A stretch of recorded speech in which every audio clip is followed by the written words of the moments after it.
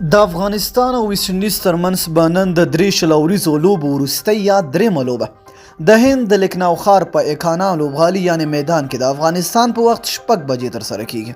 د 3 لوبو په لوبلړۍ کې په لومړۍ لوبه کې ویسټ انډیز په 13 منډو افغان لوبغاړي ته ماته ورکړه او د ښې لوبې له امله کیرون پولارډ ته د غوره لوبغاړي جایزه ورکړل شوه.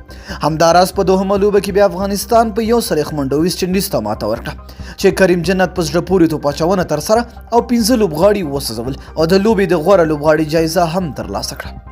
نن به دواړه لوبډلې د وروستۍ لوبې لپاره میدان ته کوزیږي او هره لوبډله به هڅه کوي چې په لوبه کې بریا خپله او لوبلړۍ په خپل نوم کړي.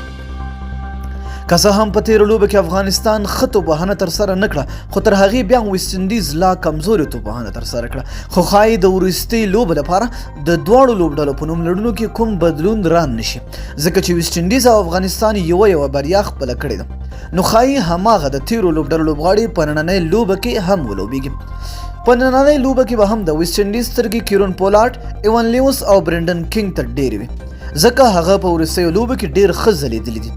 همداراز افغانستان سترګې به بیا حضرت الله زازی، رحمان الله ګربز، ابراهیم زدران او کریم جنت ته وي چې ښه لوبه نندارې ته وړاندې او په وروستۍ سیالۍ کې افغان لوبډله بریالی کړي.